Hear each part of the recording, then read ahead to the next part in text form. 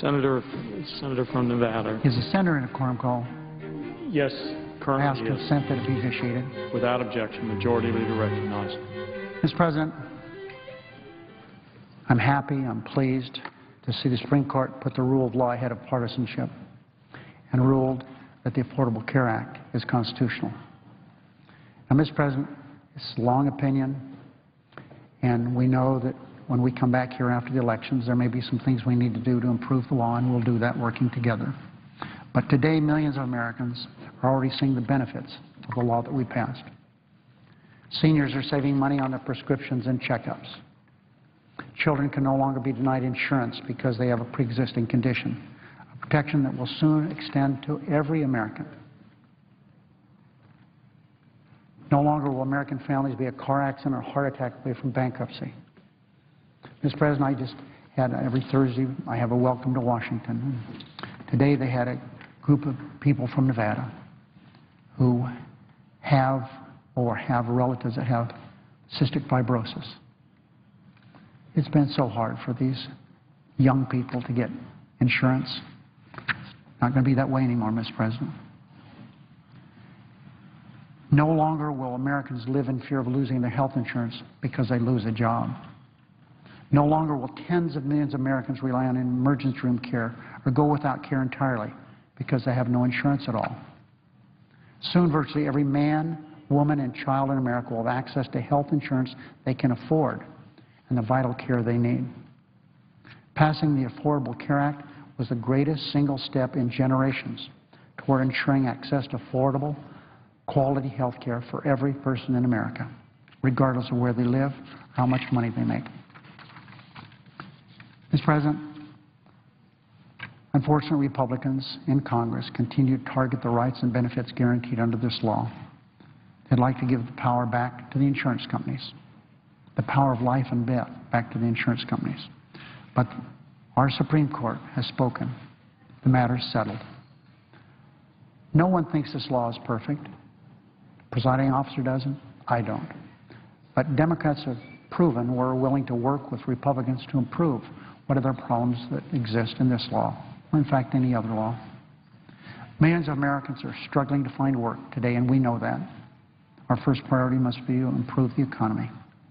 It's time, though, for Republicans to stop refighting yesterday's battles. Now that this matter is settled, let's move on to other things, like jobs. Would note the absence of quorum. Clerk will call the roll. Mr. Akaka.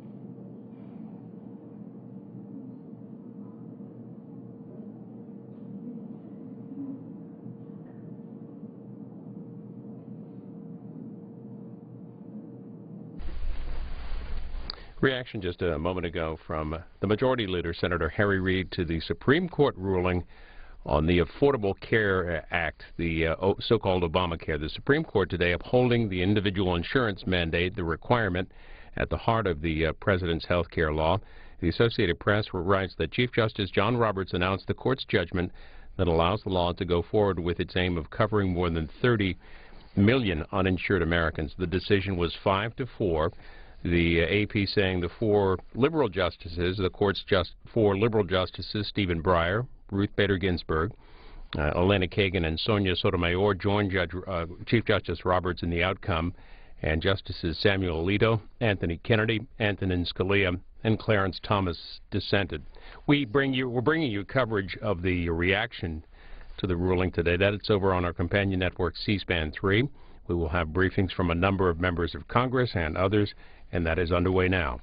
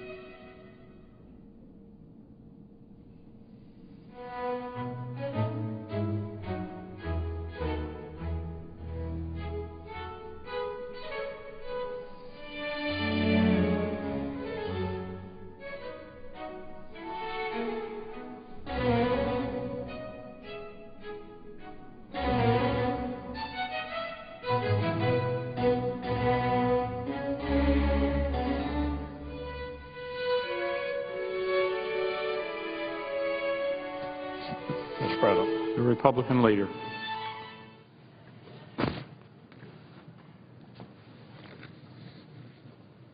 Two and a half years ago, the Democrat president teamed The up. Senate is currently in a quorum call.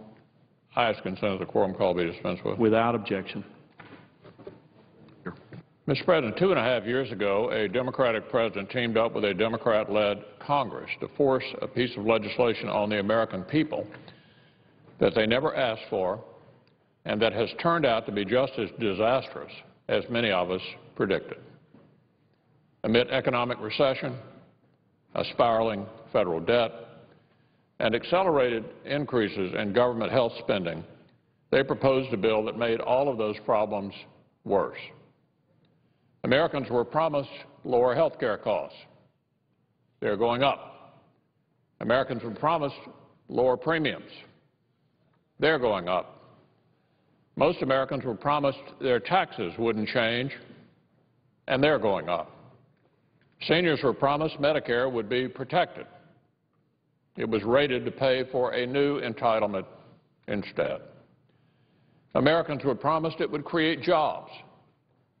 The CBO predicts it will lead to nearly 1 million fewer jobs.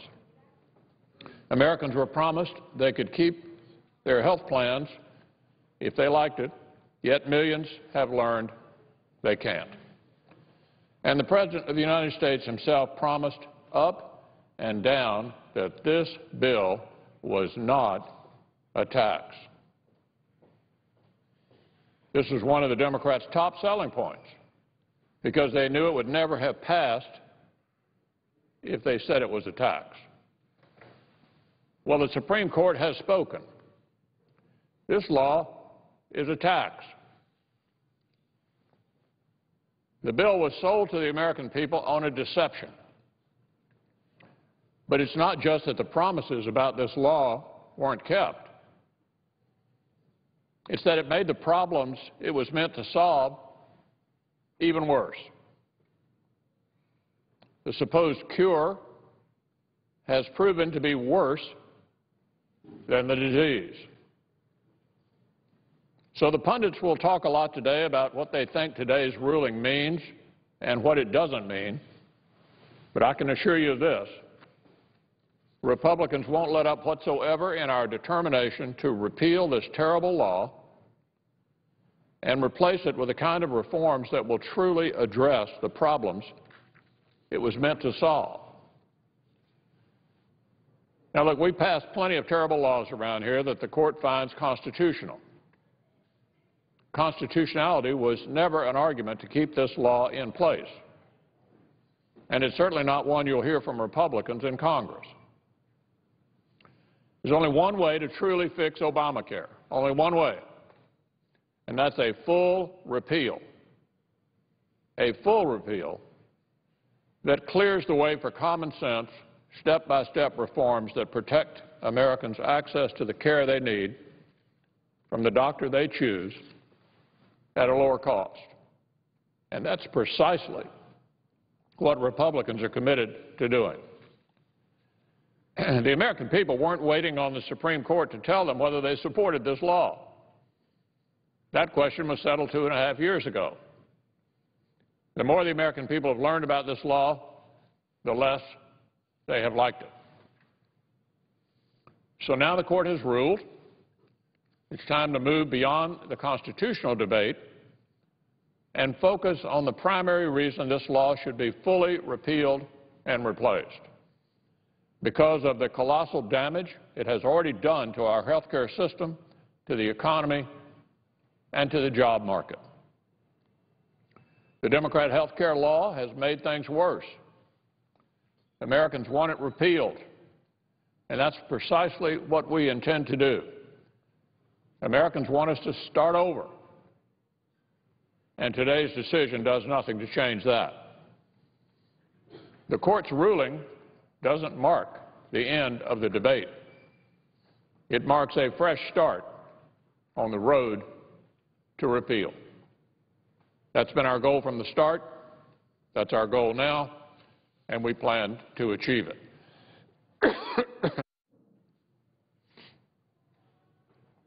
the President has done nothing to address the problems of cost, care, and access. We will. Mr. President, I yield the floor.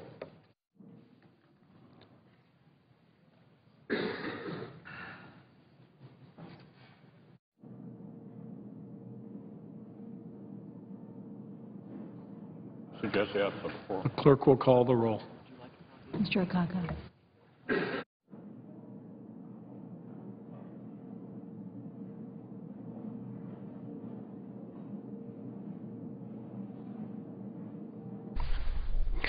Well, the Republican leader coming to the floor for his first public reaction to the Supreme Court ruling on the health care law, the court ruling upholding the law by a decision of a 5-4 decision, and reaction coming from Capitol Hill and elsewhere. We showed you Harry Reid, the majority leader, a short while ago.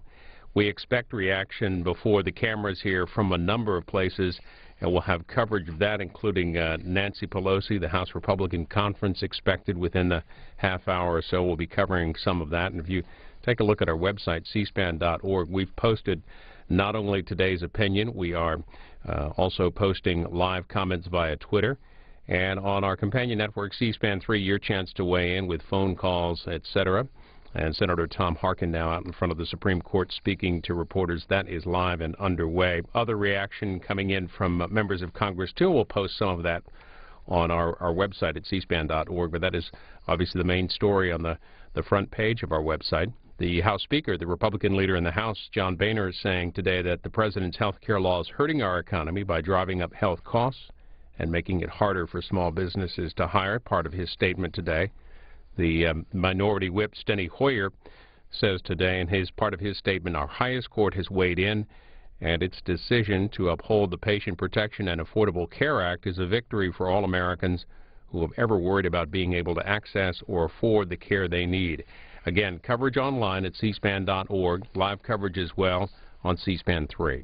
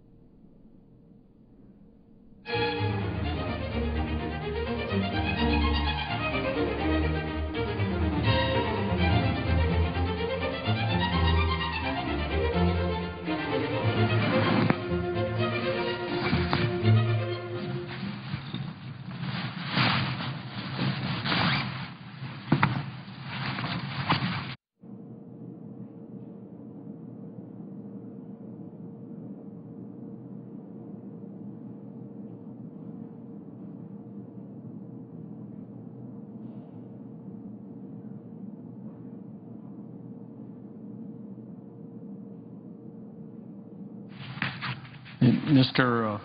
President, The senator from New Mexico. I would ask that the quorum call be vitiated. Without objection, it is vitiated. Thank you, Mr. President. Mr. President, just last month we commemorated Memorial Day. Memorial Day is a day of remembrance, a day of mourning, and a day of gratitude. When Americans from all walks of life gather together to think and honor the people we've lost, to honor the men and women who gave their lives in the service of our country, to acknowledge a debt that can never truly be paid. I rise today to honor Army Staff Sergeant Israel Nuanes. Staff Sergeant Nuanes died on Saturday, May 12th, while serving in Kandahar province in Afghanistan. He was fatally injured by the detonation of an improvised explosive device. He was 38 years old.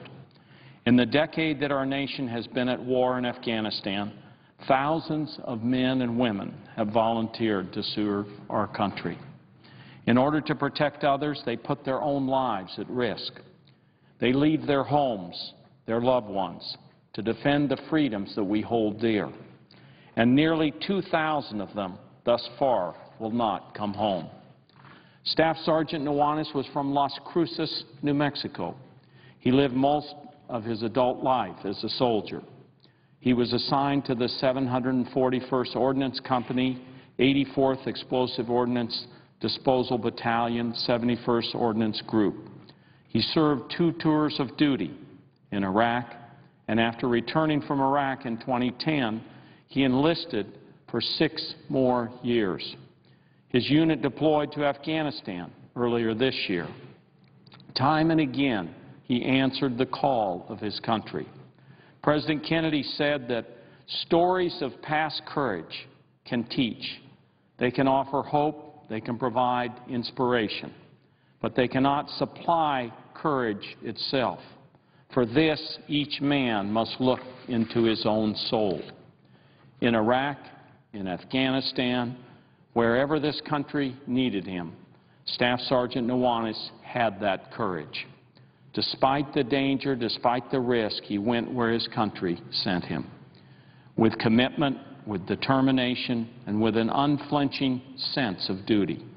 He was awarded the Bronze Star and the Purple Heart. There is sorrow in his death, but also inspiration in his life. This courageous soldier loved his family. He loved his country. He made the ultimate sacrifice defending it. He leaves behind 2 children, Israel and Larissa. He has left them far too soon. Abraham Lincoln said it best almost 150 years ago. There is little our words can do to add or detract on these solemn occasions. But I offer my deepest sympathies to the family of Staff Sergeant Israel Nuanes. We honor his courage, we honor his sacrifice, and we mourn your loss. Mr. President, I would ask that the additional comments that I'm going to make on the health care be put at ask consent that be put in a different place in the record. Without objection, it will be so. Thank you, Mr. President.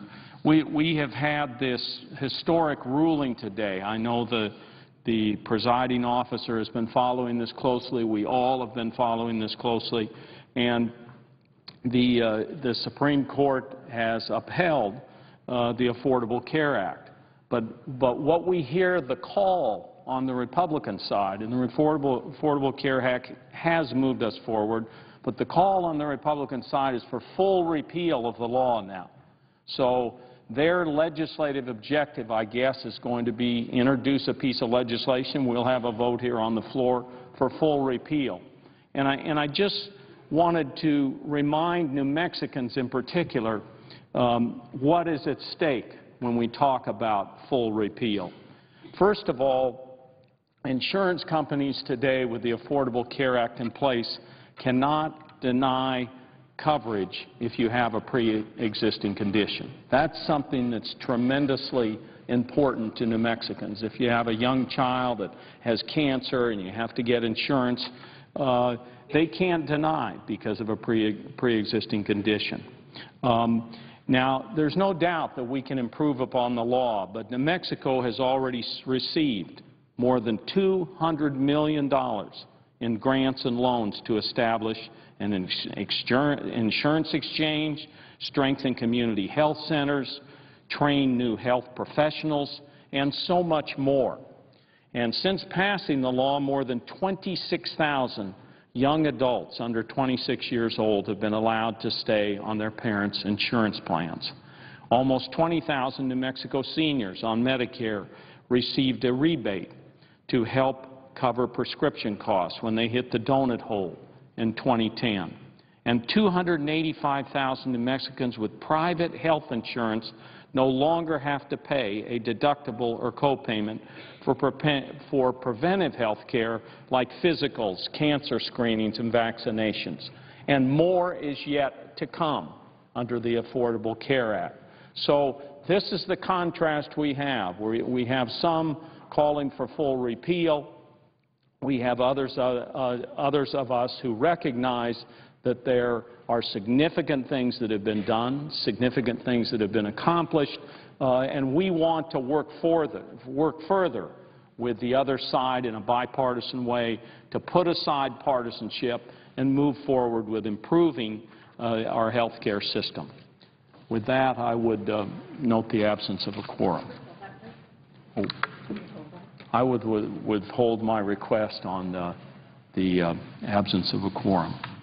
Mr. President, I have 7 unanimous consent requests for committees to meet during today's session of the Senate. They have been approved by the majority and minority leaders. I ask unanimous consent that these requests be agreed to and that these requests be printed in the record. The requests are agreed to without objection and will be printed in the record. And I would note the absence of a quorum. The clerk will call the roll. Mr. Akaka.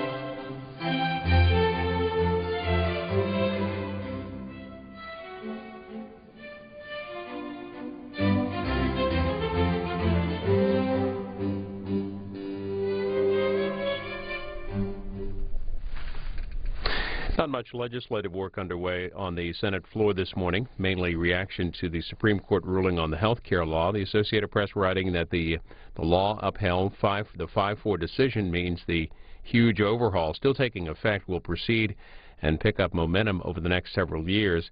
They report that stocks of hospital companies rose sharply and insurance companies fell immediately after the decision was announced. The AP writes that breaking with the court's other conservative justices, Chief Justice John Roberts announced the judgment that allows the law to go forward with its aim of covering more than 30 million uninsured Americans. They also write that the Chief Justice said, quote, because the Constitution permits such a tax on the individual mandate, it's not our role to forbid it or to pass upon its wisdom or fairness. The justices rejected 2 of the administration's 3 arguments in support of that insurance requirement, but they said the mandate can be construed as a tax. They did find problems with the law's expansion of Medicaid, but even there said the expansion could proceed as long as the federal government does not threaten to withhold a state's entire Medicaid allotment if they don't take part in the law's extension. We have posted the entire Supreme Court decision on our website, linked to it on our website, cspan.org, and lots more there, too. We're following the reaction, your reaction via Twitter, and that of Supreme Court reporters and also members of Congress. We expect a number of briefings in addition to the comments you may have heard this morning from the Majority Leader, Harry Reid, and Mitch McConnell, the Republican leader. More coming up, and we're bringing some of those to you live now, as a matter of fact, on our companion network, C-SPAN 3.